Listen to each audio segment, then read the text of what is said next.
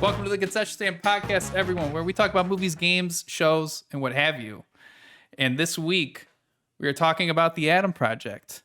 I'm going to attempt to be your host, Sean. And I have with me my two very good friends, Jared and Micah, here with me. Jared and Micah, please tell these fine folks who you both are, please.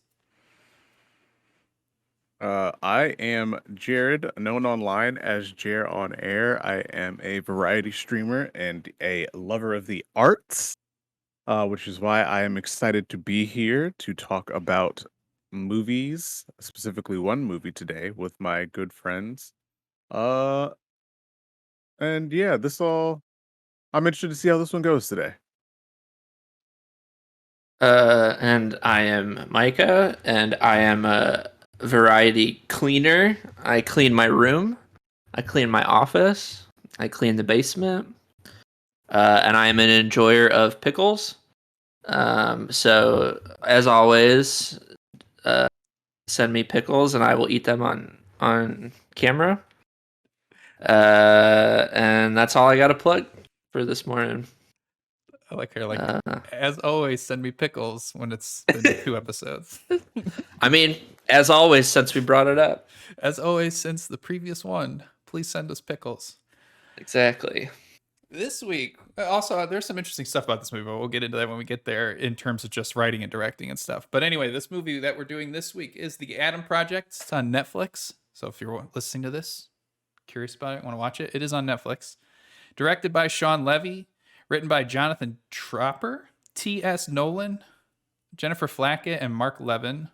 Stars Ryan Reynolds, Walker Scobell, sorry, I'm probably butchering that. Mark Ruffalo, Jennifer Gardner, Catherine Keener, and Zoe Saldana. Someone's in there. Yeah. I had to look it up too, and I'm butchering it still. Butchering these names. God. The IMDb synopsis: after accidentally crash landing in 2022, time-traveling fighter pilot Adam Reed teams up with his 12-year-old self for a mission to save the future. For those listening, we will be jumping into spoilers immediately. So if you have any intention of watching this, turn this off ASAP and then come back and listen. I'm kind of curious on your take with this whole thing, Micah, because you have expressed to me several times how you like time travel movies. So I'm interested to see what you thought of this. The opposite of Ryan. Interesting. Yeah, Ryan hates time travel, and time travel is one of my favorite movie topics, scenarios, or whatever. Mm-hmm. Is it because you watched Safety Not Guaranteed that one time? Probably. I don't know. It's like one of the sci-fi aspects that it's the most real, not real, because it's like nothing else is different. There's no aliens, there's no magic, there's no superpowers. It's just like this one thing. It's just like, oh, if time travel existed, then blah blah blah. Mm-hmm. Generally speaking, that's how it works. And so it's just this idea that like, oh, you can change the past and you can change the future by changing the past. And I don't know, it's just fun. Mm-hmm. I'd say like 8 out of 10 times even if it's not a quality movie, it's a fun movie. Mm-hmm. Wait, so then just so that we have a metric, what is your favorite Royal Purple movie? Oh, my favorite time travel movie of all time. Oh God, I need like a list in front of me. Favorite time travel. I really like About Time. I've not seen that, but this is probably the 8th time that movie's been brought up on this podcast. I think I put it. We either one of us did put it or almost put it for movie selections like early on. I think it is one of my. That's one of my favorites too. Do you like Looper? Yeah, Looper was good. I wouldn't say it was like in my top realm of anything, but I liked it. Okay, what about Back to the Future? Love it, obviously classic. Set up a lot of the science behind modern day time travel. It's also referenced in this movie. Would Memento be considered? It's not actually time travel, but it's like experiencing time differently. I would say than no. Other people. Okay, I would say no too. I would say that's fair. Time distortion is different from time travel. Yeah, that's fair. Okay, let me look at this. Like like Wanted isn't a time travel movie, you know. The Matrix is time. Wait a minute. Oh shit! Happy Death Day was fun. Wasn't expecting that to be as fun as it was. I did actually hear good things about that. Yeah, I remember we had that when we had that in the theaters. That was good. Man, I want to recommend a game. Oh wait, no, you've played it already. What's that? I was gonna say I wanted to recommend a game, but I didn't want to like ruin it. Yeah. And it's, I mean, plug your ears for like the next 3 seconds if you don't want me to ruin this game for you. But it was like Deathloop. Oh yeah, he loved Deathloop. Yeah. Yeah. You tweeted about it. You tweeted about it, and I was like, "Is it any about good?" it once a week. Well, you tweeted about it at like right when it came out, and you were like, "This game is so good," and then I responded, and I was like, "Is it good?" And you're like, "It's good," and then I bought it and I played it. Yeah, I tweet about it probably once a week. It's one of my favorite games I think that's ever been made. I love it. That whole studio is just a building full of geniuses as far as I'm concerned. Yeah, the design for that game is pretty incredible, just from a time traveling standpoint and whatnot. Look at that. We talked about it without saying the name or anything like that to spoil it, because we are what they call professionals. Yeah, we did say the name. We did. It's Conker's Bad Fur Day. I'm kidding. Edge of Tomorrow. Do you like Edge of Tomorrow? I feel like love Edge of Tomorrow. Edge of Great Tomorrow. film. So good. Or Live, Die, Repeat, or whatever the fuck they call it now, since they switched marketing. Time Crimes. That was a good one. That's a international time. It's an international. I do remember that time travel movie. I don't remember that one. That one, it was on Netflix all the time. I don't know if it's still is. Yeah, that was how early Netflix. That's why I watched it. Spain, I think, or it's a Spanish-speaking country, so I might be. Time Crimes. All right. Actually, it might be Italian. Fuck. I don't know. Those are a tad bit different. Yeah, I know. It was kind of like a low budget one too, but it was still pretty good.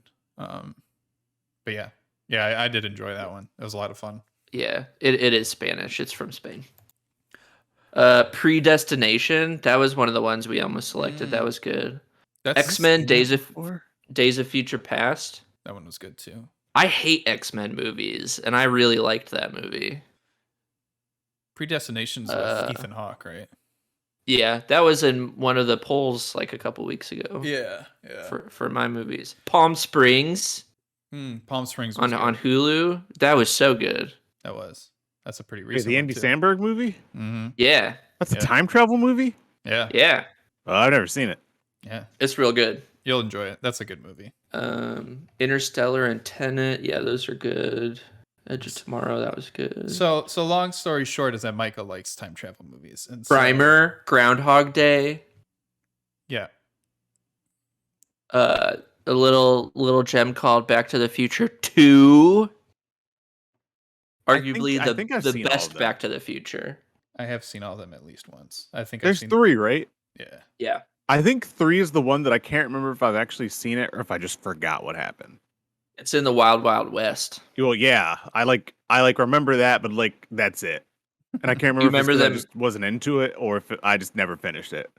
Do you remember them time traveling on a giant steam powered train? I do. But that's all you need. That's all you need to know. That's also in like every trailer of that movie. Yeah, that's the whole movie. Okay. Oh, okay. So now the Adam Project, Micah. What was your feelings on? What did Howes? I actually didn't like it. You didn't like it? Okay. No, I thought it. So Kara and I kind of grappled back and forth about this, but we were feeling like Netflix's big budget movies for me they don't cut it.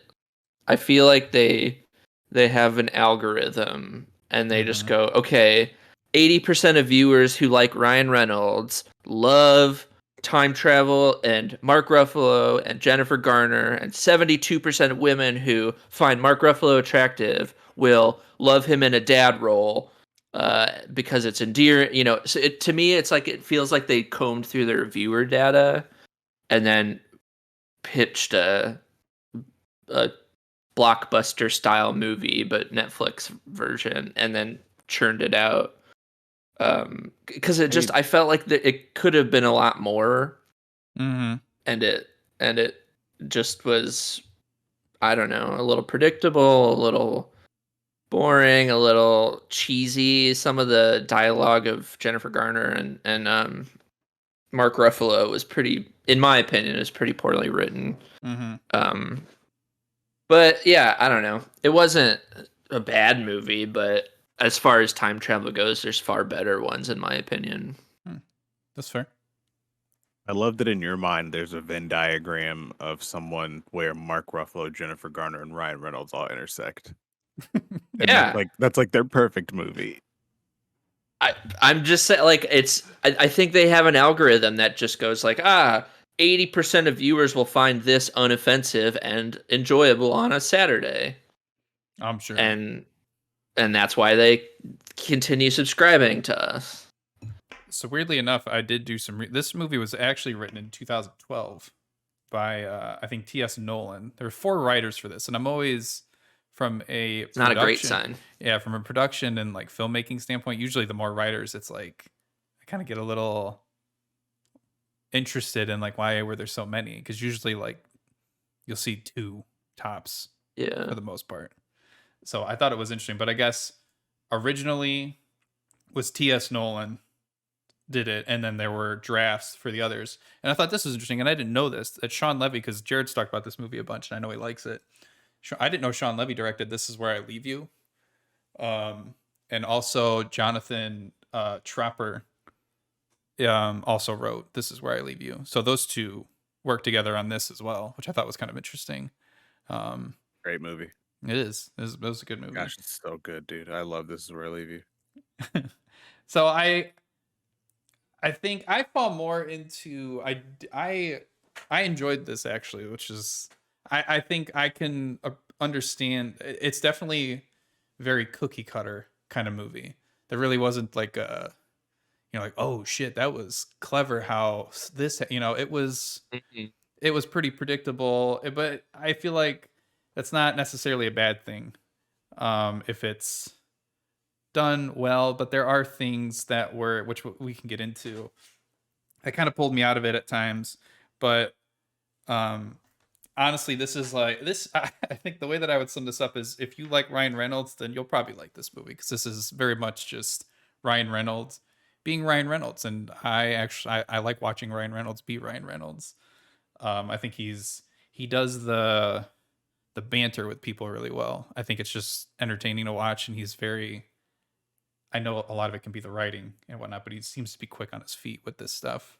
So I think that was also part of the reason I didn't like it, to be honest, because I feel like I'm starting to reach that plateau point of like, it was funny for a few years, but I'm finding like either because he's producing everything and picking the same role, or he's getting cast in the same role, I am getting a little tired of seeing Ryan Reynolds play Deadpool rated PG, Deadpool rated R, Deadpool rated PG-13. Like, that's kind of just what it feels like, is he's being witty and sarcastic. And do you think his persona is Deadpool? Well, I'm just saying, like, I feel like that during when Deadpool, the footage leaked before any of the movies came out, and then he started like pitching like, hey, let's get this released, like let's make a Deadpool movie. Like around that time, I feel like he sort of started to adopt this persona that he largely plays in all his movies and all his commercials, in all his social media stuff, which might just be like him and himself. But yeah, I would actually argue the opposite. I think he was always this way, and then they just figured out that he would be the perfect Deadpool. Could be. I don't know. I guess I watched a lot of his stuff before Deadpool, which is kind of why I'm trying to remember what he was in a longer time ago. Did you ever see, like, is it called The Voices, I think? Oh, with Anna Kendrick. Right? Yeah. It's been on my list, but I've ever seen. It's right up my alley is weird. So actually, it's been on my list for a long time. It actually would probably be very up your alley now that I'm thinking about it. Yes. Yeah. It's been you on should my list for a really super long time. you should really take some time to watch the voices because it actually could change your whole opinion of Ryan Reynolds. You'll be like, you know what? This guy's fucking awesome. I love this guy. No, Yeah. no, I don't dislike him. I wasn't even trying to say like I am against Ryan Reynolds. I just I'm getting a little tired of this. What feels like the same character that he's been playing for the last like 6 or 7 years. But maybe I'm just forgetting, and maybe he's always done this character. That's what. So Got it. that's what I mean. I feel like if you like Ryan Reynolds and that style that he's been doing lately, and this is very much a movie for you. Which to me, I enjoy that stuff. And so, like, at least right now, I'm not gonna say for the rest of my life want to see this constantly or something. But I think for this, when I sat down a while, this went by. This movie ended, and I was like, oh shit, this is over. Like that's usually a good sign for me when I'm not wondering when You're like, immersed. yeah, and it ends, and it's like shit, it's over. So, and that was this for me. And Amber watched this with me, and she's not super into movies or anything like that, but she was pretty engaged and was asking me questions and stuff. And usually that's a good sign for me on how invested she is. Because if she doesn't care, she's just on her phone and just does whatever. So, I think it's very much a formulaic film, but to me it worked. It was entertaining. It's not, not changing my life or anything like that, but it's something that as I watched it, it was pretty funny. I really liked Walter Scobell. That kid nailed that mannerisms of like what a young Ryan Reynolds would be, and he was cracking me up. Immediately, that first scene of him running through the hallway and then he's pushed up against the wall by that bully or whatever. And he's asking him if he bought a bully kit or whatever on Amazon. I don't know. I just thought it was witty and kind of like not something I would say in that kind of moment. Have you seen any of the promo they did for the movie? I saw Ryan Reynolds tweet something where they were filming some car scene and he's just sitting there and the kid's going through like the Deadpool dialogue and he's like doing the whole bit, and I don't remember the bit from the film, but he was just like sitting there like he just memorized it and was quoting it, and it was pretty funny. There's another one where they're doing like promo on like what feels like a morning show almost, and it's just him doing like Ryan Reynolds' dialogue. It's very funny. I meant to send it to you before we started the pod, but like yeah, if you like him and his like mannerisms and how he's able to capture it, you are gonna like die at this Okay. this promo. Yeah. I would say that those two I mean, I think the action sequences were pretty fun in this. They weren't, they weren't anything crazy, but I honestly, I feel like just the quick summary was that I did enjoy this. So, it is what it is. I guess, Jared, what did your thoughts on it? Because I'm curious.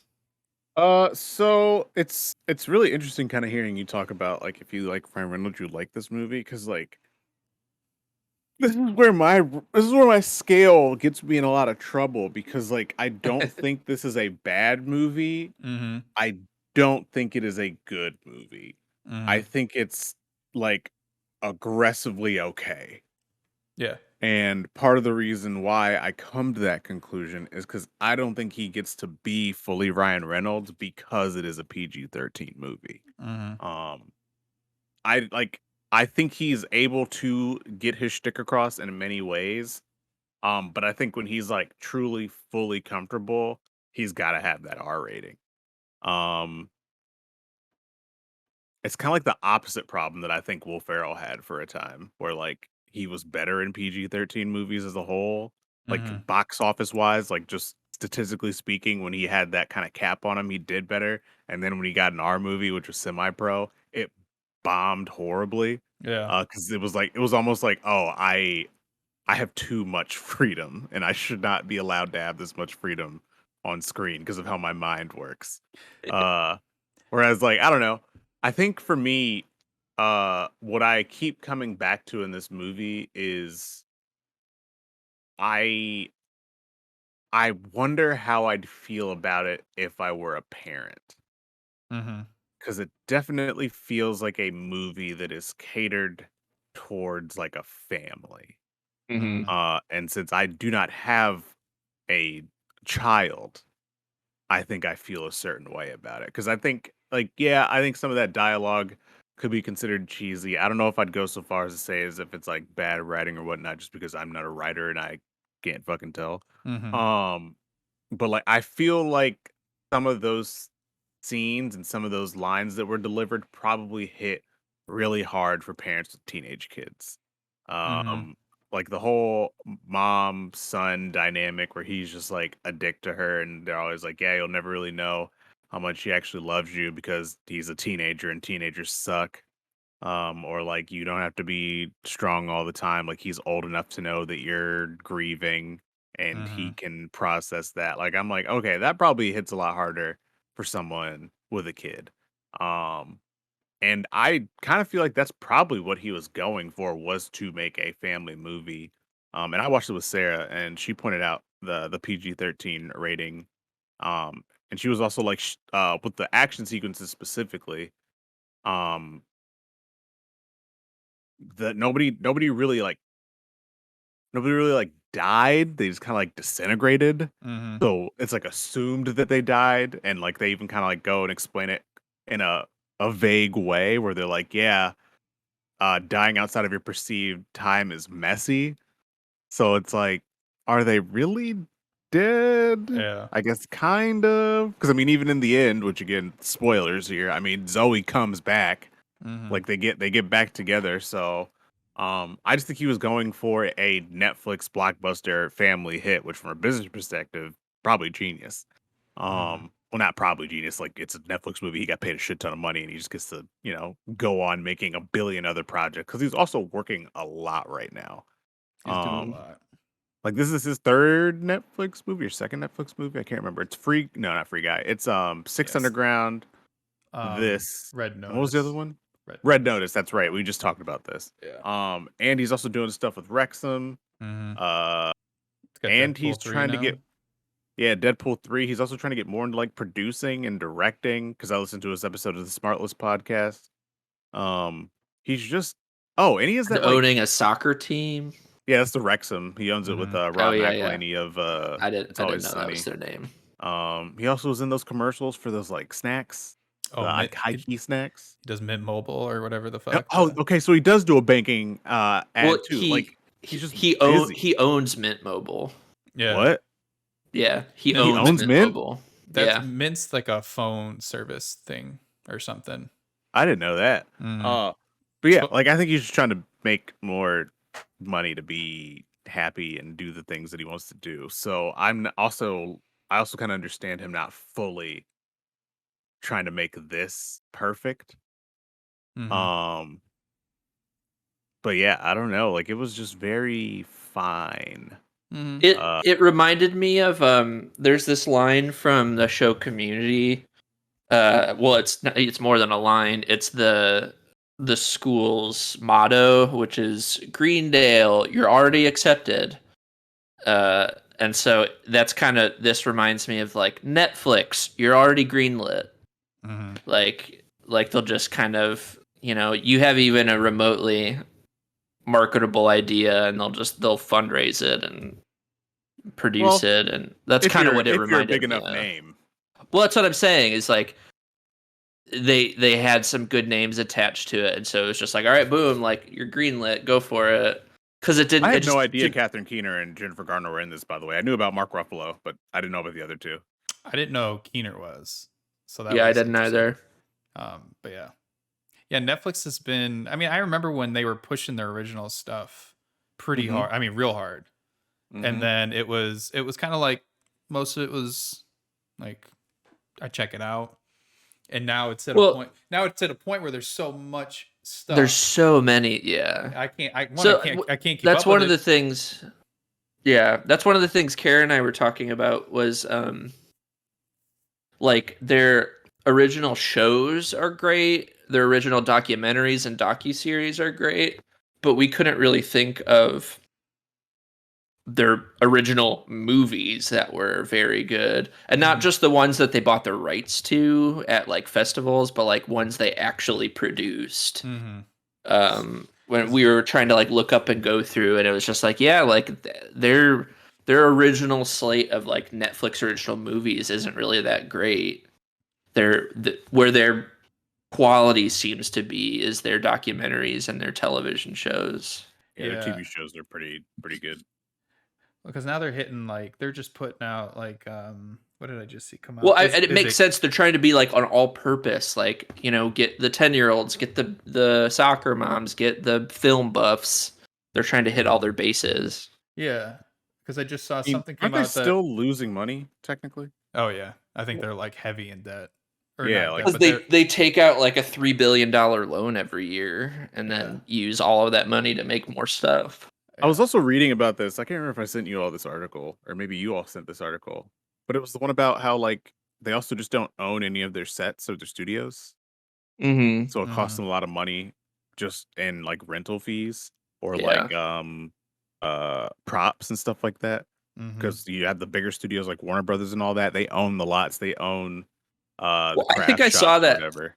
I think I saw that same thread. Somebody was asking like, why are HBO shows production value so much better? Yep. And that's it's because HBO is Warner Brothers, and so they have 100 years of sets and props and costumes and designs, whereas Netflix has nothing and just leases it and rents it. Yeah. So that's Which that's actually, another reason yeah, why they're probably very, very in debt. which is another thing that came up is both Kara and I were like, Catherine Keener's de-aging CGI was not very good. That was like, that was easily the most. That pulled me out so quick. I was. I Just know. Like, oh, that was. That We were pulled like, Sarah out too, but like I've seen that. I remember the other movies. I've just seen that in so many movies now that it's like whatever to me. Yeah. I mean, they kind of tried to do it in The Irishman. Aging. Yeah. And that was not good. Which one? Sorry. The Irishman, when they tried to de-age De Niro. Mm-hmm. It's very. I'm trying to think, like, because like they've done it in Rogue One. Some of the Star Wars movies, they were doing that. Some of the like the Marvel stuff has been pretty. Because I know they've done it a little bit. Does Luke Skywalker not take you out of it and like Mando? Because it takes me out of it. That's also not great. That didn't take me out of it, but I also feel like Marvel has the benefit of having Lucasfilm Studios animation behind it, and that's like the world's top tier animation video effects CGI studio. So I think we're giving old Lucasfilms a little benefit of the doubt here because of the name, but Luke they Skywalker literally CGI was not great. But like look it up. Like Lucasfilm is like an entire decade ahead of every other CGI company. Like they're so that just further proves my point, because if they're a decade ahead and that look like that, then I'm definitely not going to get mad at Ryan Reynolds and these guys for not being able to get it right. No, it's not. I don't think it's the worst that I've ever seen, but it was definitely enough where it was like, it felt off. And to me, if it's doing something like that, then something's not, it's not hitting home for me, which is, whatever. I think Catherine Keener's character in general for this movie was pretty just. It didn't get a lot of substance about her. It really did not. Yeah. I was waiting for like some arc of like why, like it was, why did she become an evil bitch all of a sudden? It was just, it was just kind of like she was talking to her young, like, you have no family, like this is your legacy kind of thing. And that was just kind of, I wanted more of a personal, like Ryan Reynolds going back to find wife. That's got a little bit more, I don't know what the word is, but there's more substance. Yeah, there's something more personal in there kind of thing. And I was waiting for her to have something like. Was this a book first, or was this straight up a screenplay that got turned into a movie? Like, is there more substance out there, or like, is this kind of? I think that this was where it. it's at. Yeah, it was just. Okay. I think this is it. Yeah, it's a standalone thing. Yeah, it was a spec script written by T.S. Nolan in 2012, which actually originally Tom Cruise was set to star in this, which that'd be interesting. He would never be able to stand next to the kid because the kid would be the same fucking height as him, and okay, Sean, just wouldn't work. Being a little heightist over here. Yeah, yeah. Not everybody can be as tall and as hot as you. Okay. I just drank a lot of milk when I was younger, so my bones just were growing like crazy. So what happens if I drank a lot of Mountain Dew growing up and no milk? Probably that's probably why you're allergic to corn. Probably. Oh, is that it? Yeah, That's the science. That's the science. I checked it out. I googled it. But yeah, some of the this was small, but it was kind of it distracted me because now I look at since I do a lot of stuff in like After Effects and special effects and things, I kind of like look and see, and like I a big thing is, and this is me getting nitpicky and shit, but when people fire the guns in movies, the burst that comes out of the weapon, it's usually Muzzle flash. Yeah, the muzzle flash. Yeah. A lot of the times when I see it, it's just like PNGs, and they just like pop it in kind of thing, and it's not like I don't know. Sometimes it just looks cheesy to me in some films and whatnot, and this just looked too exaggerated for gunfire. And again, like there's obviously where I suspended. Are you talking about the normal guns, or are you talking about the sci-fi guns? This remember, there were 2 guns that were fired in this movie, which was also interesting. I thought the scene that I'm thinking of was when Zoe's character was fighting off while the Adams were driving away at the cabin. All right. So, those were normal guns. So yeah, it was specifically her gun that I was watching, and I was just I don't know. It was just kind of interesting to watch how like that was shown in the film, and it's just again nitpicky kind of shit for me that doesn't really matter in the grand scheme of things. But then there was a scene where it was like the car was flipped like here on the screen, and then they had like fire sitting here in front, and that fire looked so bad. It was clearly like stock footage or something that they pulled and put it in there, and I was just like, oh my god, man, like it just does not look like there's so many tools now to just make that blend in and whatnot, and it was just again a nitpicky thing for me that's literally on screen for like 3 seconds, so it doesn't really matter. See, I don't notice that stuff if the action is good enough. I think it's kind of my thing. Like, I'm sure there's a bunch of stuff in the Fast and Furious movies that you could point out where you're just like, oh, they messed that up there. But I don't give a shit because they're, driving a car off of a cliff so that the Rock can catch somebody in another car and pull that car towards them or something like that. Or they're flying a car into space. I'm too busy having my fucking mind blown to care about if like the special effects are bad.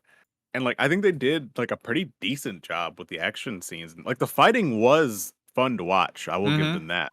When he pulled out the baton, or as that kid wanted to call it, a lightsaber, those fight scenes were awesome. They were. This is very nitpicky on that stuff with me, where it's just like I noticed it real quick and I was like, and then that was about it. But no, I agree. I think the fights with those were really good. It was entertaining. It was cool to kind of see the I don't know what you want to call that either, the Nova wave, whatever thing. Oh yeah. You know, whatever so like you want to call it. Yeah. like that stuff was cool. That was a lot of fun to watch. I did enjoy. I thought the soundtrack fit pretty well. Rob Simonson, I'm familiar with his stuff he did The Spectacular Now. I think he did The Way Back. And I like both those movies, but he did the soundtrack for this too. And I thought the soundtrack for this movie was pretty good. Thinking about that, but like the licensed music that they put in this, I thought was interesting. They did the scene at the end. Yeah, they did. The Boston one was weird. I feel like the more that I sit with that scene, because I know the song, so I'm waiting to like hear the song go, and then they cut it, and it was just weird. It was a little jarring in how they cut that, and I kind of wish they would have just done, like a orchestral score or something for that whole scene. That scene felt like they very much structured it around the fact that the song is broken into like 2 distinct halves. And so it seemed like they literally like, okay, and then at the song flip, the scene's gonna flip too. That's how I kind of felt about it. Yeah. Very intentionally written around the song. Bear hated the soundtrack. She didn't really get it. She was like, this feels like it's like Guardians of the Galaxy or something like that. I kind of felt that way. There were some parts where I was like, just because, honestly, that's a good point. It does feel like it's trying to maybe be a little too Guardians with that stuff because She it said was. she said it felt like it just didn't fit enough with the story. It And I was just. like, I also kind of get that. No, I completely, I get that too. It makes a lot of sense. It's oh my god, Brian, hello friend. It's good to see you. I thought it was, yeah. I mean, you make a good point. It's, or she makes a good point. You both make good points with that. So it's like I was kind of like right in the middle of how I felt about it, and it was the Boston song was, I don't know. I didn't care for how that was handled, I guess. Um, this is a little fun fact for you, Jared. You might like this. The beer that Ryan Reynolds is drinking, I think when they're outside the motel, which also the motel is the reference to Back to the Future. The Pines, I can't, it's something Pines, but it's like the It twin. was like the Pine Ridge or something like that, wasn't it? Yeah. Yeah, pine. I think it's like Pine Wood or Pine. Yeah, I don't remember. And then that's the mall in Back to the Future. But the beer that he's drinking is Ninkasi, which is Oh big. yeah, because they're I noticed they're in Washington or whatever because they're like Mhm. Rainier High. Yeah. And Ninkasi is a little brewery down there in Old Oregon. Yeah. Yeah. So that, I Nice. thought that was fun. I thought you get a kick out of that, and whenever Scott watches this show. They well, that brings up a really good point that I noticed, and I don't know if I to be honest with you, I didn't take any notes on this movie. Like it was just it was fodder to me. Mhm. It was like family fodder. So I just wasn't as engaged with it as I would be with other movies. But it felt like in comparison to other movies, especially movies that we've seen of his, the product placement in this was extremely minimal. Yeah. And I don't really know why that is. Like even when Mark Ruffalo hit that one car with the other car, Mm.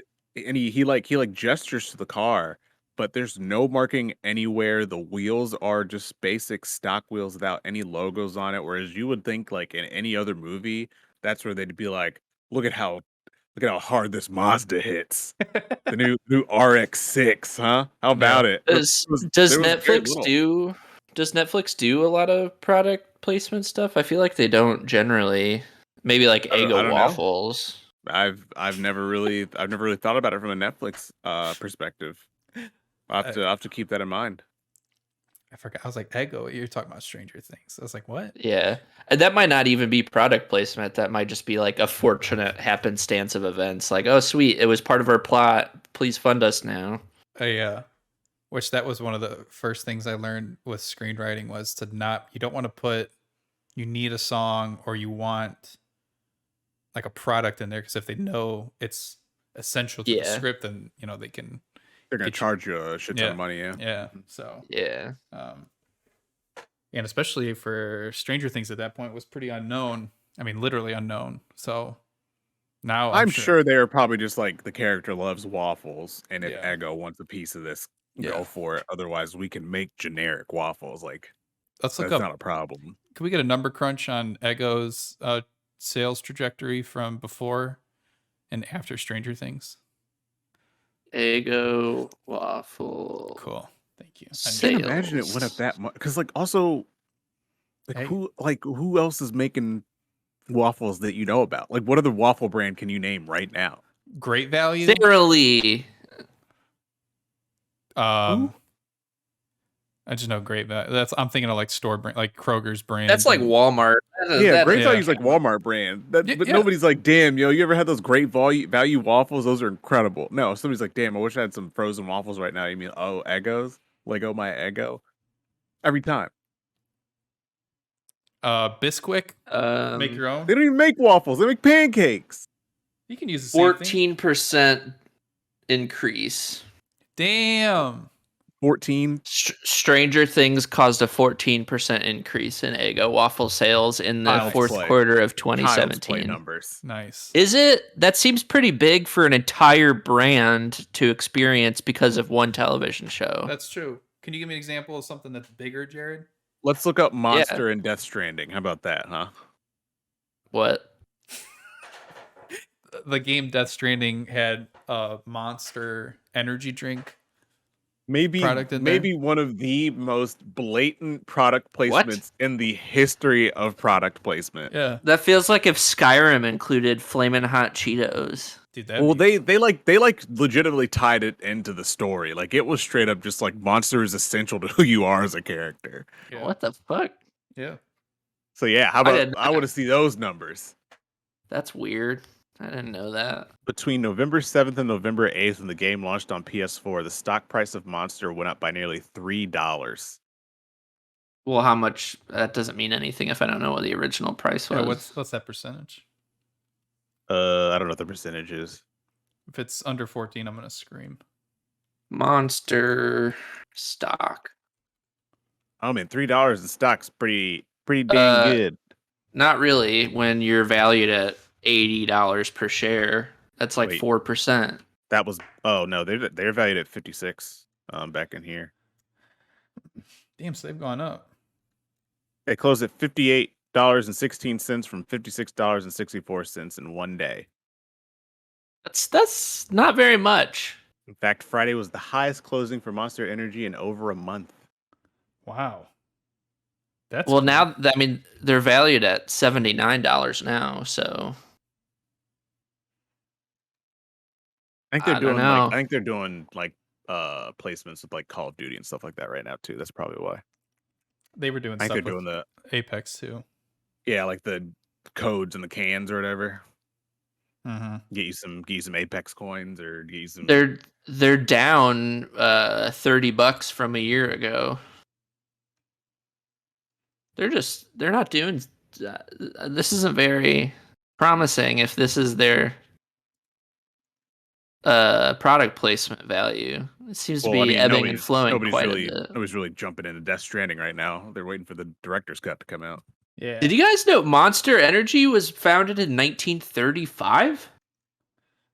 Not surprised by that at all. I am.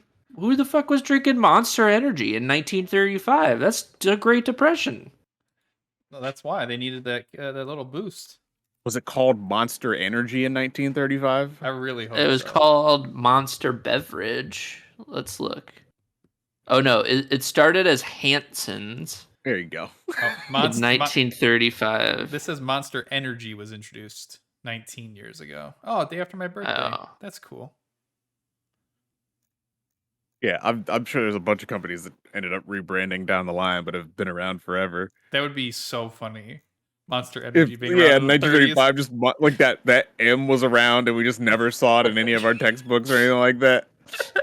You go back and look, and you have like Herbert Hoover sitting there with a tall boy 16-ounce Monster, 0 carbs, low cal. Yeah, that demonic ass M that scares so many Bible Belt soccer moms around the nation. Yeah, I love it. But yeah, no, I thought there could have been more product placement in this movie, and there wasn't. You wanted more product placement. I wouldn't say I wanted more. I'm just surprised there wasn't. You just expected more. That's fair. Mm-hmm. Mm-hmm. Yeah. I mean, even the VR headset was like something that he designed. Yeah. That could have been a perfect place for them to just be like, oh yeah, here's the new Sony, or here's the new Valve headset or whatever. But nope. It's like, oh yeah, no, he made this. And who knows what those discussions went on business wise, but maybe it is. They're like, hey, we're making this movie. Here's a spot for your product. We want $5 billion. People are like, no, that's too much. I'm like, all right, cool. Let's make our own. Holy shit, 5 billion? I said million. Oh, they said billion. I was like, holy shit, dude. You know what? I don't know what these numbers are. I don't know how much a product placement costs. At least $5. Micah, can I get a number crunch on some product placement numbers, please? Yeah, so the product places about a couple dollars. Damn, that's a lot more than I thought. Thank you. Back to you, Sean. Can't eat these, Sean. Yeah, I'm allergic. This was actually my concern after watching it. Is just like with all the other movies, I felt like there was a point at which I could, or like a few points, like at which I could like hinge on and like have discussion. But like this is just very much like you were saying, like a Saturday morning movie. Mm-hmm. It felt like a nothing burger movie to me. Like very forgettable, very just like this. Yeah, this feels like a movie that I if it had come out in theaters, I would have not paid to see, and I would have watched during an usher shift in like 7 chunks. Like, oh, okay, I'd catch 15 minutes here, catch 10 minutes here in between cleans, Mm-hmm. and just walked away and been like, that was whatever. That's kind of very much whatever is how I feel about it. Yeah, I mean, I think that's fair. That's not something where I'm not surprised by it. It's I think I enjoyed it more. It was a fun watch. It wasn't one that was, like I said, I mean, when this ended, I was like, oh shit, it's over. And that's usually a good sign for me with movies. So, and it's just the movie is what it was for me. So, and I think that's fine. It's what it could be for whoever, you know? You know what I'm saying, guys? I know what you're saying. Yeah, Sean. Yeah, Sean.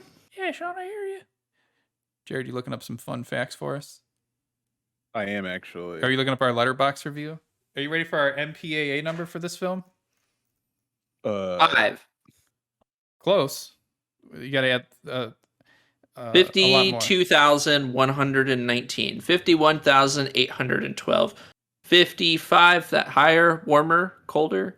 And then you got to go down. Is it? It's From above 55, 50, right? From 55, you got to go down. 53. Yes. 217. No. Here's a 817. Here's a fun fact. 517. We're guessing. It's rumored that Heineken paid $45 million for James Bond to drink that in Skyfall. Oh, okay. I was gonna say for in this movie, like what? Okay, James No. Bond. I could see. Well, yeah, because he's famous for his beverage choice, shaken not stirred. So if suddenly he's like, forget shaken or stirred, give me a cold bottle of Heine, am I right? Is that what they call it? Yep. Give me the juices from your Heine. No, they don't call it that. Phrasing. They sure do. We gotta be I'm careful. Pretty sure they do. It's gonna. What's your source I have on a that? future. I have a future in beer marketing, and I'm pretty sure that's first. That's gold. That's gold, baby. How do you have a future in it? What are you doing?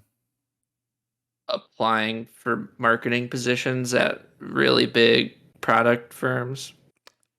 Is that what you're applying with too? Is that idea?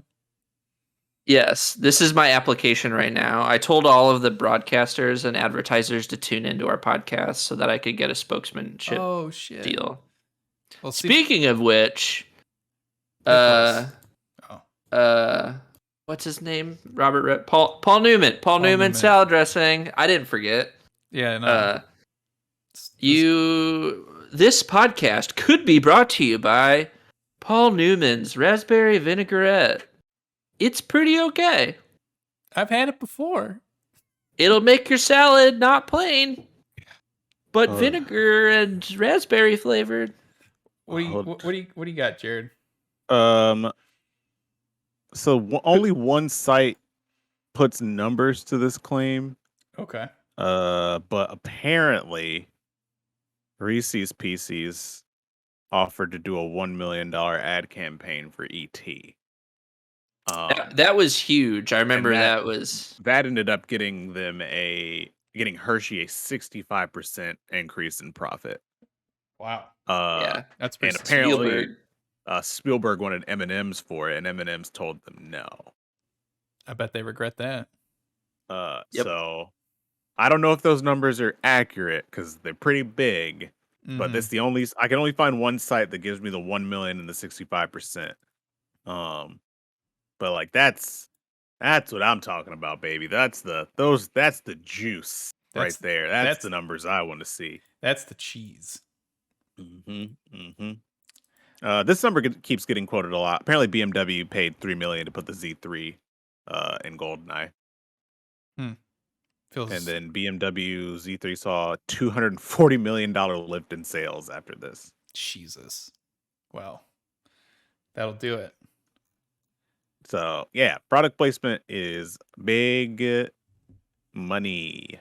Yes, sir. And I thought I'd see more of it. Yeah. Now I'm going to keep an eye out, though, because now I am actually interested if across the board, Netflix is like, get your products out of our movies. In my head, they really don't include too much product placement, but I could be wrong. That seems weird with the amount of money that they owe to so many people. Well, I think that's part of it is they don't want to start looking like just every movie of theirs is just shill for a product, because that's also, you don't want viewers to be like, all right, this is the Chevrolet Hidden Valley Ranch Mark Ruffalo hour on Netflix. You know what I mean? And theoretically, that stuff would age pretty quick. Like if this movie had been like, Adam, we have to go back to save our dad and my favorite Hidden Valley Ranch recipe. Like, and you're really trying to push the ranch and the dressings and there's Barely. a niche market for marketing, and no one's slinging salad dressing. We could be those people. We really just needed to Google this because the answer is like apparently very obvious. I guess they're full of products usually, but they don't let brands buy their way into it. Only if it's natural. Yeah, or just not at all. Okay. They apparently make an effort to not do a paid model of product placement. Huh. Yeah, see, and that's kind of what I thought I'd remembered is like it's very little amounts of visual products most of the time. I mean, props to them because that's an easy. I mean, as he said, it's an easy way to just get some of that money back. And this is another note that I put in there real quick, so I thought it was interesting. I saw like the movie was like 1:46. I was like, damn, okay. And then the movie ended. I was like, that did not feel like a minute 40. This movie has almost 10 minutes of credits, which is pretty wild. I feel like that's. You keep saying 1:46. I think. Yeah, I was gonna say an hour 46. Yeah, it felt like 1:46. Yeah, sorry, an hour and 46 minutes. And it was 10 minutes of credits. And that's including, I noticed Netflix will do the companies that they bring on to dub their films and whatnot. So like it's an extra like however amount of time at the end. And 10 minutes that's a long time for credits. But for a frame of reference, the Lord of the Rings, the extended editions, this is just the Fellowship. I'm pretty sure Return of the King's a lot longer.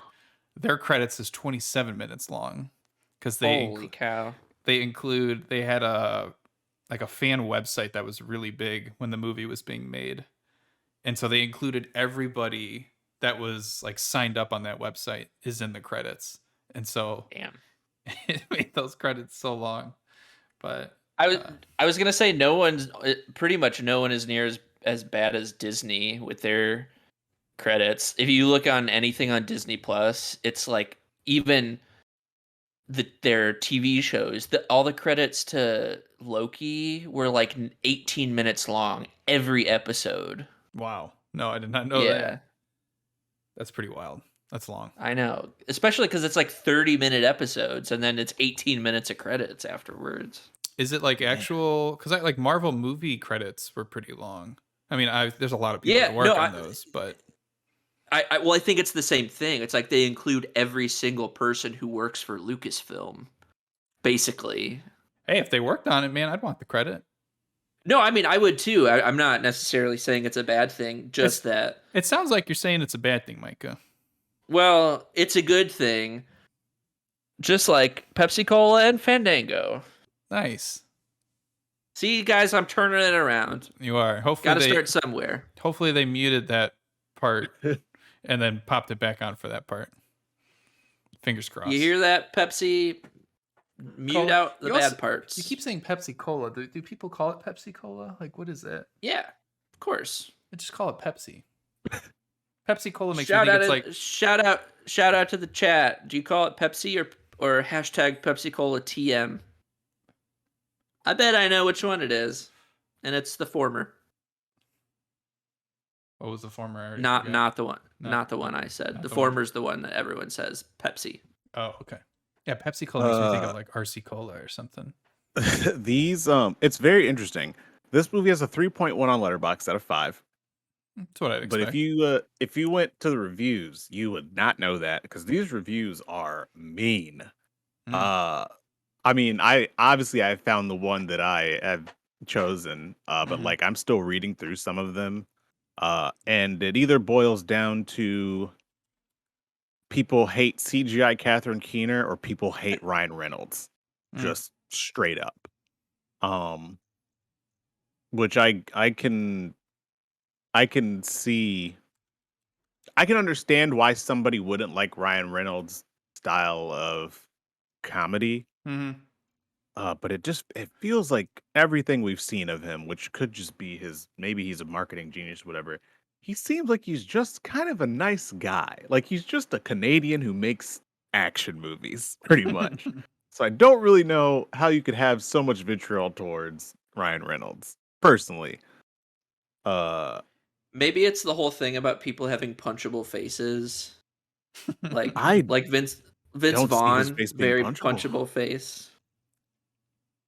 I don't want to be the person that decides what's punchable and not punchable, because Oh, then, I'll be that person. then I'm It's gonna a get punched. Sean comment if I've ever heard one. I'll tell you that right now. I do like this first review. This is the 7th Ryan Reynolds film in a row where he just plays Deadpool in a new situation. I'm pretty sure I just found Micah's account. Yeah, right. I saw that one too, and I was like, "All right, Micah, we get it. You just wrote that now." The people stand with me. No, and the point that you Oh, made about that, I get it. I do get it. Go ahead. this was the other point I wanted to actually touch on because I was very curious. Well, first of all, did you both see Free Guy? Yes. Yeah, it was okay. It was okay. How would you compare this movie to Free Guy?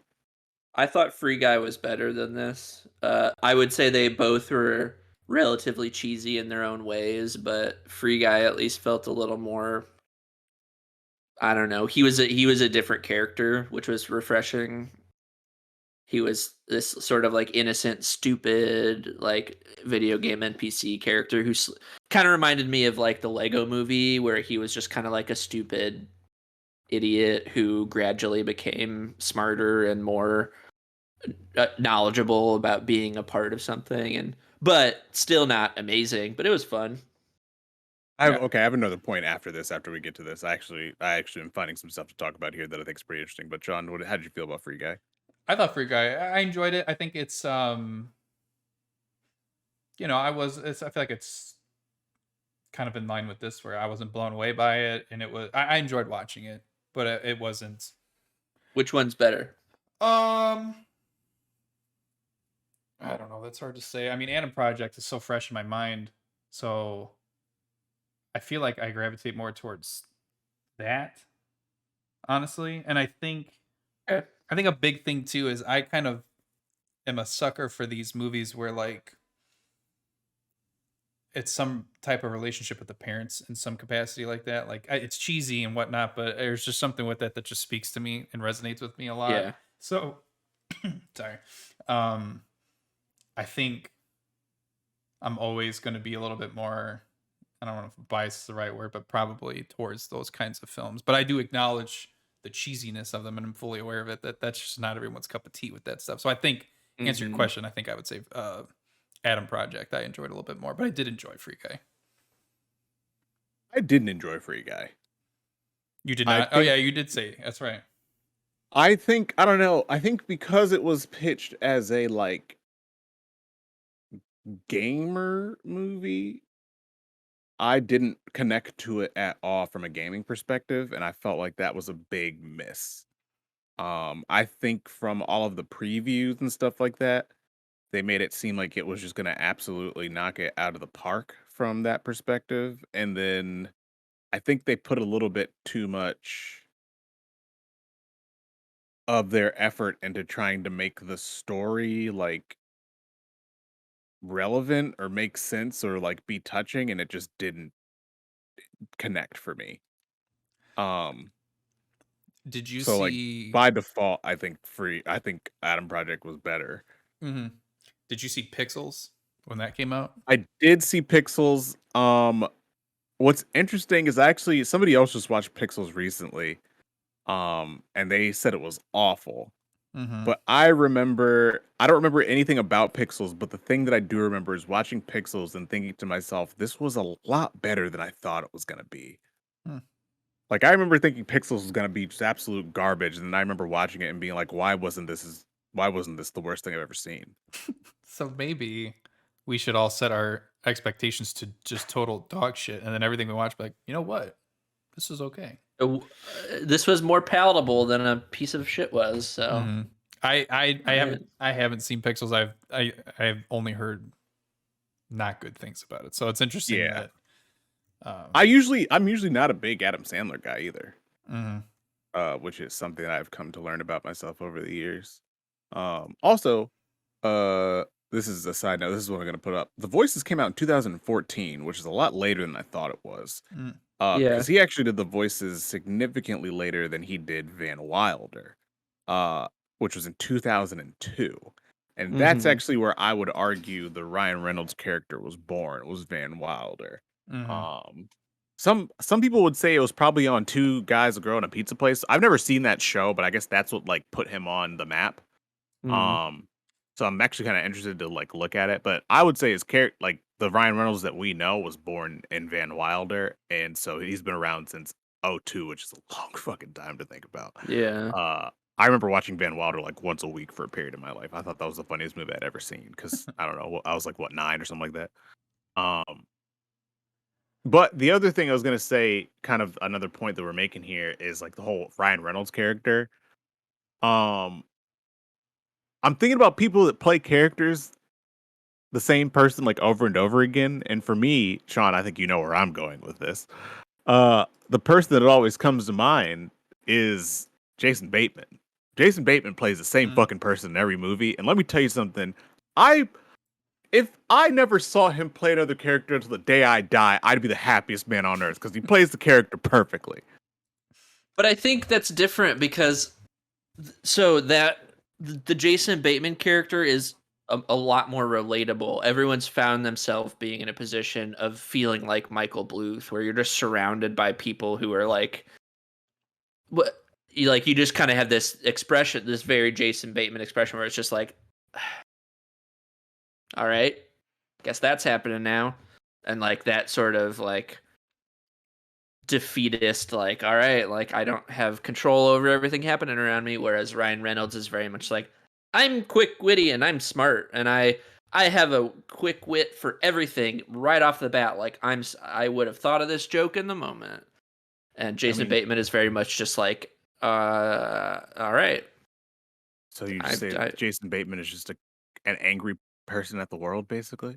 No, just like it's the average person can relate to his experience as his plays the same role. Then no one is relating to the role that Ryan Reynolds plays every single time, or very few, in my opinion. It's his character that he generally plays is very less relatable than the character that Jason Bateman always plays, which neither is anywhere near as bad as the character that Vince Vaughn always plays. That guy, if you want to talk about people who play the same role. Oh man, I was just gonna say he was gonna be sponsoring the stream next. Fuck, guys, you gotta get me in on the sponsorship before we start the podcast. I feel like Vince Vaughn has branched out in his later career. Has he? I mean, he was in True Detective. That was not your typical Name Vince a Vaughn role character. other than True Detective. The where movie he did with the one where he had to switch bodies.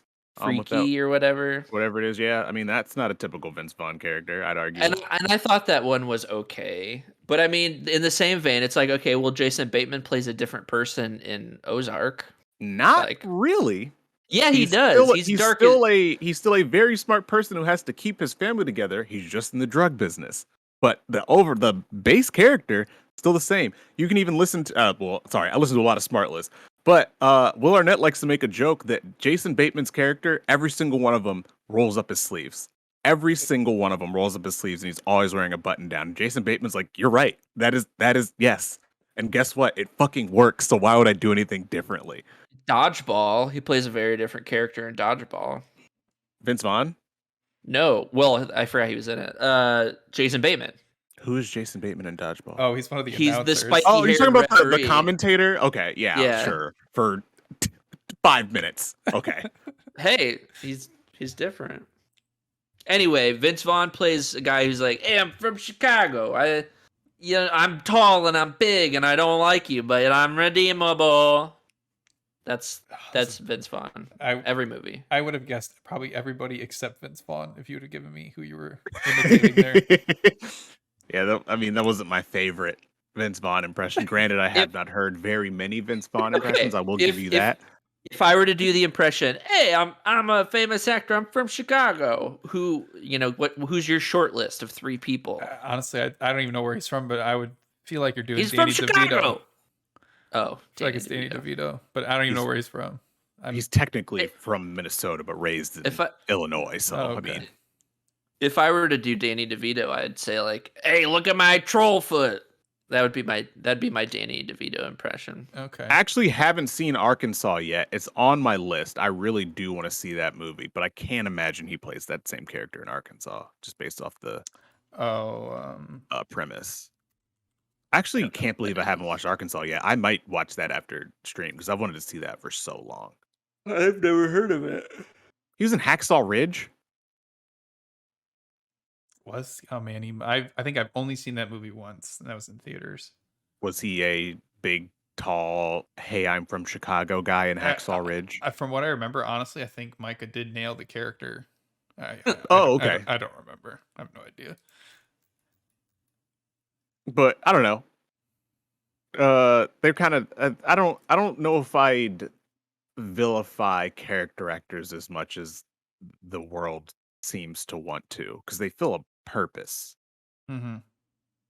Yeah, having punchable faces. I don't want to punch Ryan Reynolds. I'm just saying I could see why some people would. I don't want to punch him. There's not a single bone in my body where I'm like, you know what? Yeah, I'd tee off on Ryan Reynolds. In Adam Project, he tells his younger self, "You have a punchable face." Well, part of the reason why his face is so punchable is because what comes out of that face is witty dickicisms. Exactly. Which is what Ryan Reynolds' character is. That's what I'm saying. He calls himself a person with a punchable face by calling his witty witticisms. He calls that character in the movie himself. He calls himself a person. I would say a punchable face is different from a punchable personality. Like with Vince Vaughn, there are people who look at Vince Vaughn without a word coming out of his mouth and be like, I want to sock that dude in the mouth. Yeah, but all I'm saying is in the movie he specifically uses the phrase "punchable face," and it's because of his witticisms. I hear what point you're trying to make. I don't agree with it. You made the point for me. You said it in one movie. No, when else is he gonna say this other than this one character in this one role? And all of his other times, probably I could see Deadpool him being like. Something that punchable face. I could totally see a comment in Deadpool about. Have you seen Deadpool? Do you remember what happens to his face? Do you think he's going to call that a punchable face? Yes, it's an ugly face that's worth punching. That's what he would say. He'd be self-deprecating. I think now we've got very different definitions of what a punchable face is, and that's probably the root of this argument that we need to get down to.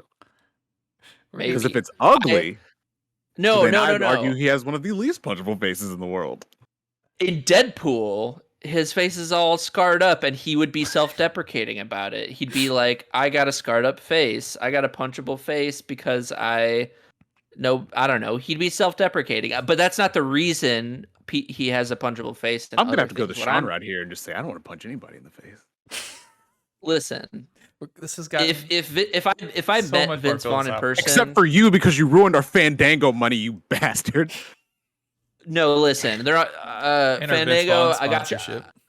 Get me on the horn later, and we'll sort this out. Don't worry about it. You on the horn with the CEO of Fandango? You're gonna smooth this out. Yep. We go way back. His grandma and my grandma were. Something tells me you can't buy off the CEO of Fandango with homemade pickles, Micah. I'm just gonna give you that heads up right now. I thought you were gonna say his grandma and my grandma were grandmas together. They were grandmas together. Oh, okay. Well, wait, are you a grandma? Yeah, I'm a grandma. Oh, shit. Are we grandma? Shit. That's crazy. Who would have thought? Guys, this has taken such a weird turn into I think it's because I didn't have a lot to say about the movie, so I've been finding it a lot easier to get distracted in the minutia of the few comments I did have. Yeah, I'm gonna have to be editing a lot of this out because I'm not gonna leave in the punching faces bit and this whole argument. You better leave it in. I'm probably not gonna leave that in. I mean, it's a valid argument, Sean. Like, who has a face is worth punching and who doesn't. Ryan, very punchable face. You know. Yeah, I'm not- Exactly. yeah, But do you know why? It's because of the things that you both say. yeah, that's for a different podcast. That's not for this podcast. We can do And the. welcome to the Punchable Faces podcast. Yeah, I was gonna say what would that one be? The punching stand. The The punching stand. Jesus Christ! Just come and get your fucking clock cleaned. Oh, there's so many fun ways to say punch. It is pretty fun. Lot cleaned. No, I mean I think that's fair, Micah. I mean, Oh, the movies off knuckle bat. sandwich. That's what we call it. The knuckle sandwich. The That's knuckle podcast. sandwich. I don't want, because this is going to encourage people to come find us and then punch us. And Or the sandwich shop. I am trying to. we got to avoid make a that. name for ourselves. We got to get in somewhere, and sometimes getting in means a little bit of controversy. You know what they say? All news is good news until you start the Fourth It's Reich. all publicity is good publicity. And it's not all news is good news. Well, we have the phrase bad news. Oh, this is good news. Damn, what a utopia Listen. we live in. Listen. That's going on a shirt. If there's one thing you should know about No, me, that it's is not going on a shirt. I'm great at sayings and idioms, and don't two hands in the bush, one bird in the stone. Yeah, it's close enough. That'll be our brand t-shirts and stuff. All news is good news. Christmas is coming up, buddy. I'm This going to is get you a good. dictionary, okay? And then you read through that thing to your heart's content. Ooh, how do we open a merch store? It's pretty How easy. do I can I? Yeah, it's actually It's it's very actually easy. surprisingly easy to open up a merch store. Yeah. Yeah. All right, we could get that'll be our first shirt. All news is good Good news, news. and then we'll put a fist and then Ryan Reynolds' face. It'll be like No. or No. Vince Vaughn's face. Okay, fine. No. He's more punchable. I'm gonna get you a book on business too. I think that's really important to let you know. Hey, maybe a book on like I don't know cease and I am desist the as well. I am the number one business boy this side of town. Don't even tell me I'm not. What side of town is that? So I know not to be on that town. Or actually, no, I do want to go to that town because I'm gonna clean up. I'm gonna clean up all its the clocks out there. You're gonna All clean those up all clocks the getting clocks. cleaned up because you're the number one business boy. Sure am. Back to you, Jared. John, how you doing over there, buddy? This is good. This is fun.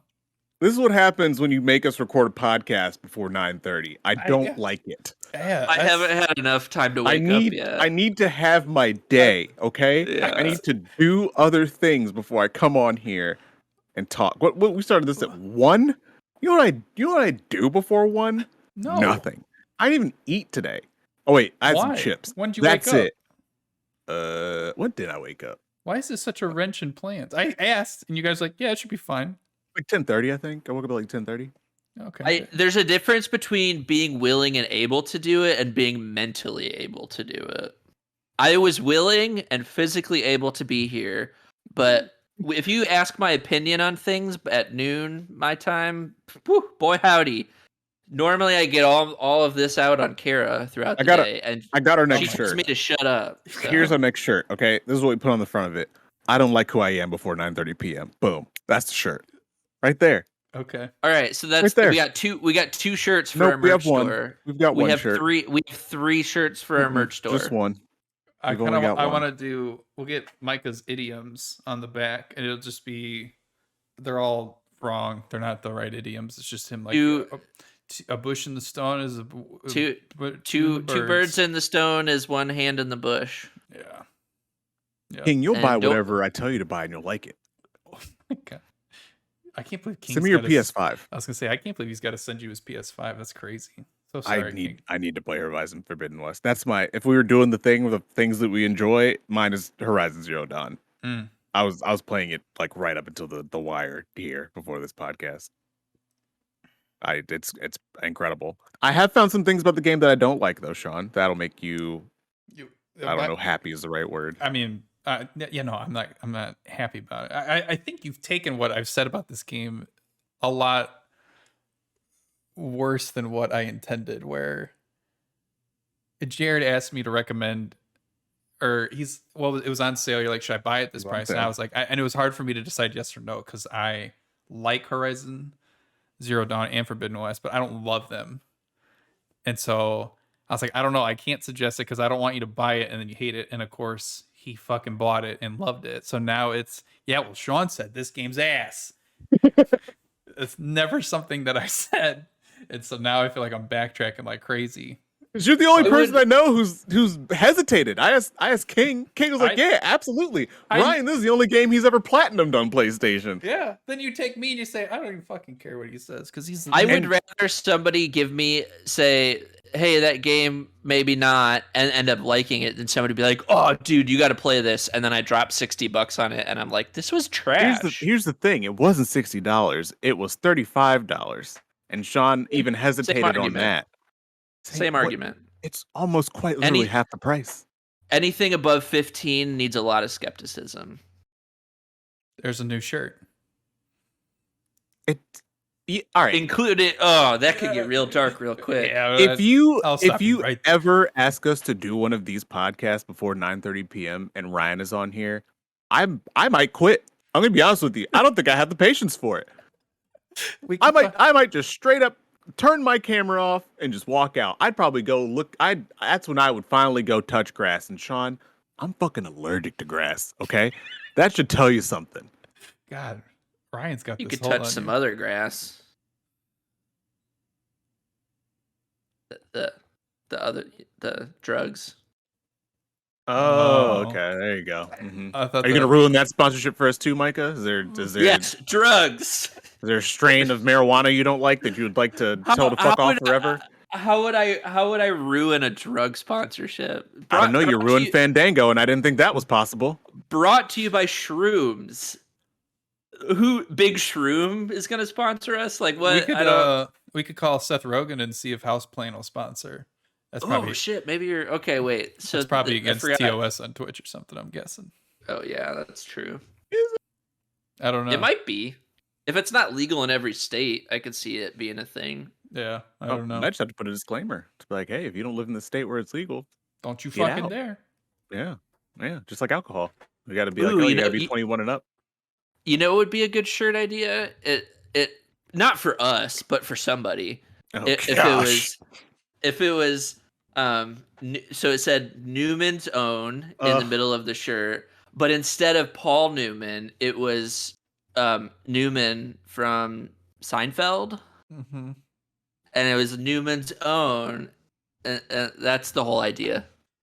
It was just him instead of. I am 99% positive that idea has been done already. Well, you know what? That person had a good idea. You hop on TeePublic and Redbubble and you just type in some search terms, and I bet you'll find that. You know, so I have a history of coming up with ideas that already exist. What's the Michael Scott thing where he's like, there's the shirt right there. It's the I can come up with ideas people have already come up with. Yeah. He's like, when I was 5, I thought of a unicorn without even knowing what a unicorn was. So I came up with this idea when I was like 14, and I was like, here's a bomb idea. Open up a sandwich shop and call it Salvador Deli instead of Salvador Dali, and then you're a deli who makes sandwiches. Turns out already exists. There's already a deli named Salvador Deli. Oh. Remember we were coming up with that pizza dough for the pizza shop? Yeah. That was one we had. Yeah. Remember that one? You were going to do your maple syrup company? Yeah. We still talk about all that. Dat Pizza Dough? Both of those things. Yeah. What is Dat Pizza Dough? It's a pizza company. It's Dat Pizza Dough. You know, like it's like you're saying though, like THOU. Oh yeah, that's horrible. GH, but dough with a but you haven't had our like pizza Dat yet. Pizza Dough. You haven't had our pizza. And then you're gonna eat it and you're gonna be like, yo, that pizza dough, pretty good. Well, number one, unless that dough is gluten free, I'm never gonna touch it. It will be. It will be. We will have gluten free options. We got this motherfucker who's allergic to corn, so we'll be very aware of allergies and such for all of our pizza dough enthusiasts. Yeah, don't start that company. Oh, got bad news. Too late. They're Every time somebody stream. tells me not to do something, I start the stream. You show me your business license, and then I'll believe you. Okay. I have a business. Also, where's my license. money if that's the case? Daddy needs a new chair. Daddy needs a new chair. Daddy needs a new chair. Listen. Do we want to enlighten? Oh, do we want to enlighten stream a little more about? Oh no! No one's here to support your choices for having the same chair for 14 years. Okay, Look that's how not much our I fault. need a new chair. No one here told you to do that. How long have you had that chair? What was it? I've had this chair since I moved to Bloomington in 2015. Yeah, don't get mad at me for that. That you've Listen, got. I'm not getting mad at you. I'm just saying, Daddy needs a chair. I'm Daddy in this scenario. You have got to be just sitting on the metal at this. There's got to be no cushion in that thing. There cannot be cushion in that thing. Yeah, for the number one business boy, you've got a terrible business chair. Let me tell you. You're not wrong, because I need help from viewers like you and from fine folks at Newman's Own Salad Dressing. Newman's Own. Eat salad, help charity. Free. It's free. You're doing it for free. I don't know how else to explain that to you. Listen. They'll reach out to us. We're literally going through this. Buyers are interested. What buyers? No one's buying something that they get for free. Do you go to Costco and have a sample and you're like, damn, that was good. Here's $1. No, you go, thank you for the sample you just gave me. Buy the product, and then they go buy the product that they sampled because they go, wow. What is the percentage of products that you have bought from Costco off the samples you've had? Why else would they give samples if not to trick people into buying the food they're sampling? Kara will try a sample of something all the time and be like, that was really good. I'm going to buy it. And I don't try the things normally because they're dairy and I can't eat them because I'm allergic. But she'll be like, ooh, those pita breads are really good. And then we buy the pita breads and they're really good. That's what I'm saying. I'm giving the Costco. I'm giving the same pita breads? Yeah. I don't know. We're eating a lot of the foods we've sampled. So that's what I'm saying. If I drop these little Costco sample advertisements, then Costco's sponsoring us. Then they're gonna come. I actually would take that sponsorship. That's pretty sweet. I absolutely. If I got a free, if we got a free Costco yearly membership, yeah, dude, just for dropping their name every once in a while, hell yeah. I mean, that's kind of a low price. I'd negotiate something a little bit more than that, but $60 a year. For our 12 viewers, we deserve more than 3 Costco memberships. Yes, we're making know your worth, Micah. What are your ratings? Ratings, yes, mine. I will give this 3.5 paws out of 5.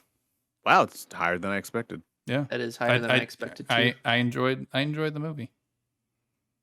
I enjoyed it more than you both. So that just for clarity, that puts this on tier with Shaun of the Dead.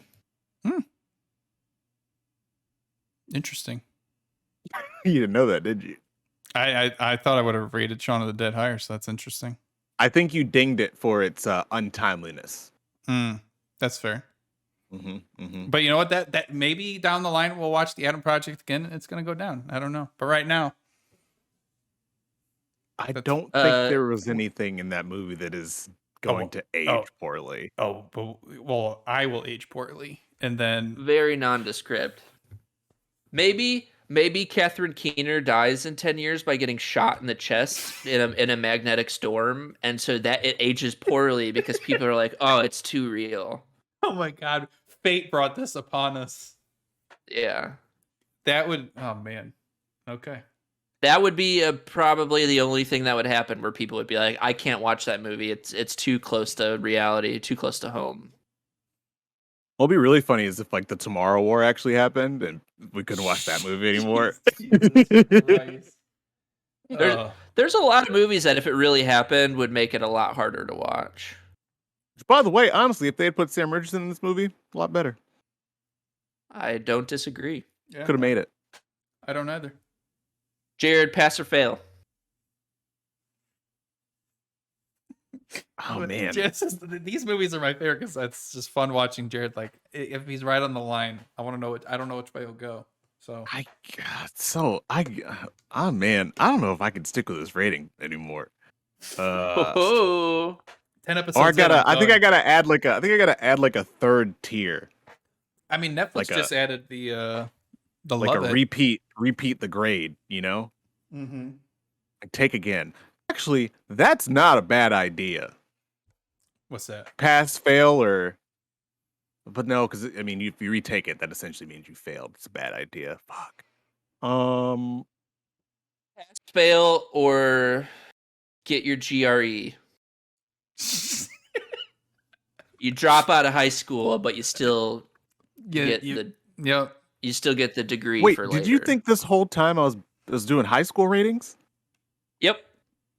What class have you ever taken pass or fail in high school? None of them. So why did you think it was automatically on a high school scale? Well, because what is it? Elementary school? That's the only time I ever took a pass-fail class. College. I never took a pass-fail class in college. Well, you never took a pass-fail class in college? I didn't know they had pass-fail classes in college. Do they? Yeah. Yeah. Oh yeah. All of my classes. If I took a whitewater rafting class, or no, sorry, whitewater canoeing class, and that was not pass-fail. If I didn't canoe right, I got canoodled out of an A in that class. Oh, you probably Wait. be So if dead. you didn't, So- would you? If you didn't canoe right, would you get a C? No, it was actually on a river, but get it? You said C.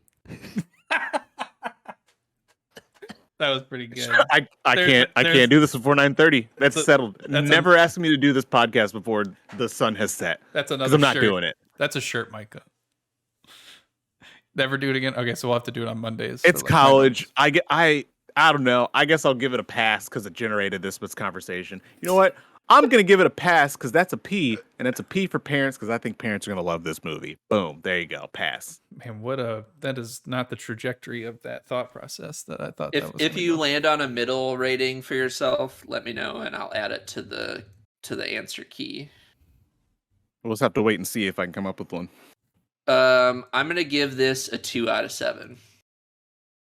I probably will never watch it again. Probably won't recommend it to anybody. I didn't have a bad time watching it, but I probably will forget this movie exists in like 6 weeks. So that's kind of where I'm at. My goal is to remind you for 6 weeks now about this movie. I don't think I'll forget this movie exists in 6 weeks. I mean, I still know about the Tomorrow War. I still know about like Red Notice. I still know about like Six Underground. I just know them as being like Netflix fodder. Like, I don't mean literally like it will go away from my brain and I'll have amnesia about it. I'm just saying like You gotta clarify these things, man. Which I'm doing now. I live in a pass-fail speed. All right, I need clarification. I need to be clear. All right, black and white. Reese's peanut butter cups. Pass. That's your sponsorship. Reese's peanut butter cups. Reese's gluten-free peanut butter cups. They get a pass from Jared. Reese's non-peanut butter filled chocolate blocks made of gluten-free material. That just doesn't. Are you just like trying to get sponsorships? What are you doing? Yes. Oh, okay. Jared's trying to turn away our sponsorships. You're telling me if Reese's sponsored us, you would turn them down because you're allergic? I would turn down a product that I literally could not use and therefore could not endorse. Yes. What about ones that you've had before, like before your allergies and all that stuff? I was born with this. I know, but like you used to eat stuff before that you don't eat now that you loved, I'm sure. So so we should have Maybelline as our sponsor because maybe she's born with it. I don't use makeup. Maybe it's Maybelline. For I don't use makeup either. If they gave me $1 million, I'd chill out some mascara. Also, I'm going to ruin this sponsorship because most makeup companies aren't regulated by the FDA, so they put a bunch of shit in them, so I'm not going to do any makeup companies. I mean... God, you guys keep ruining all the ones when you're like, what would be your perfect $1 million is $1 million. That's true. Do you know that $2 million is $2 million? It's not on my perfect list. Since when? Oh, Letterboxd review. Favorite one, plain and simple. 3 words, Daddy Mark Ruffalo. Yeah. It's my favorite one. The other ones were very mean, and I don't wish to repeat them. You know what? I kept staring because I'm trying to kind of get my hair to curl, which is funny because being in it's not doing it right now. I was messing with it and I've ruined it, but I kept looking at Mark Ruffalo's hair and his curls and whatnot, and I said to Amber, I was like, God, his hair. She's like, I knew you were gonna fucking say something about his hair. Maybe you really want curls, huh?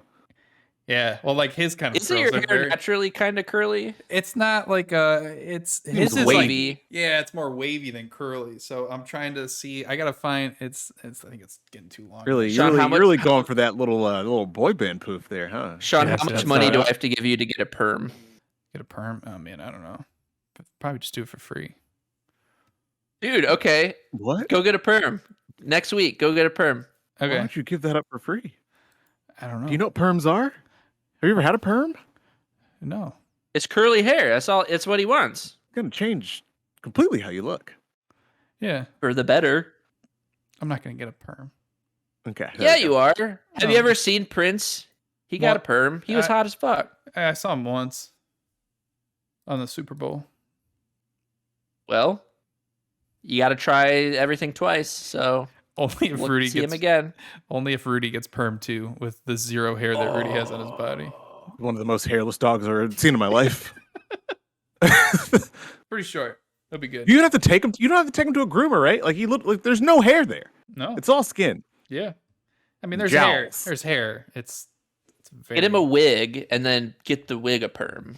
Just Rudy just throwing his hair around. Oh yeah. Can you imagine Rudy with luscious locks? You know what? Sean, what's the MPAA number? You know what? I'm glad that you asked that, Micah, because I can't imagine that. You Thank you. can't imagine. I can. MPAA number for There's this the film. shirt. I can't imagine that. Thank you. Yeah. 53,482 for the Adam Project. So Oh, I was so close. you were getting pretty close. After. 53,482. Yep. What is So this our is again for all the listeners there that don't know. That means that this is the 54,382nd movie that was made according to the MPAA. Not The Motion made, Picture Association of America. approved. approved? It was the movie that was approved. There's been way more than Oh. 53,000 movies that have been made. They just have not been approved by the MPAA. It's most, Interesting. yeah, because Every time you see a movie that says this film is not yet rated, that has not gone through MPAA. foreign films also don't go through it either. Wait, so Yeah. MPAA is the same thing as rating? Yeah. Those aren't two different boards? No, the MPAA rates the movie. I The didn't think that government- was called something different. In the 30s, the government was going to step in and start regulating what was going to be allowed to be in movies. And all the studios came together and were like, no. We want the monopoly to work in our favor. So we don't want you to regulate us. So we're going to create a board run by our own people who will rate the movies and will kind of dance around what's allowed and not allowed. And so they created the MPAA to kind of police themselves so that the government didn't have to step in and do it for them. Oh, this is why I thought it was different. The Classification and Ratings Administration is just a part of the MPA. That's what it is. There we go. I was like, I could have sworn it was called something different. There is a really good documentary about the MPAA too, and like how How terrible skewed they are. and- Yeah, yeah. It's interesting. I think What's it's it a called? documentary called. I think it's called "This Film Is Not Yet Rated." I think so. I think Have it's to give that a watch. It's good. Yep. It's like it talks about how like a lot of the people who are in charge of rating it are like priests, and so like one of the things they get at is like they won't show. You can't show a female orgasm without it being NC-17, but you can show a male orgasm, or like you can't show female pleasure on screen. If a woman is getting sexually pleased and she's too energetic about it, it's NC-17. I already She know has that's to be- not true because of Forgetting Sarah Marshall. What I'm saying is in the documentary they're breaking down a lot of that stuff about like, okay, well in 1999 this scene of a woman getting oral pleasure was rated NC-17, but this scene of a male getting oral pleasure was PG-13. And so it was just breaking down how over the years they've been really The 80s and inconsistent. the 90s were wild. It was a wild Yeah, time for but, ratings and that's what the documentary gets into, and I think it's saying about how they're really not beholden to anything, and it's just whoever there's like priests on the board, and it changes over the years. So it was basically talking about too, like one of the big things was the South Park guys when they wrote their movie didn't have an in with anyone at the board, so their movie for raping Satan in the butthole was like, oh, that's NC-17, but then like some other movie and then the same year got given a PG-13 or an R rating for having something way worse on this end because they had an in with somebody at the board. And so it's just it's a really interesting documentary. One could say that's showbiz, huh? You could Yeah. say. For better or worse, in this case, probably worse. It's not on any streaming service. It used to be on Netflix. I used to see it on there all the time. I think that's how I watched it, but it's not on there now. But there is a watchdocumentaries.com, and it's on there. So if you have interest in it, it is an interesting document. It breaks What year down did it come out? Very enlightening. 2006. Okay, so pretty old at this point. Yeah. It's a bit dated at this point, yeah, but a lot of it still probably holds true. Mm-hmm. It's interesting too how secretive the process is. Like they won't like show who is rating the movies and things like. It's interesting. It's a pretty fascinating watch.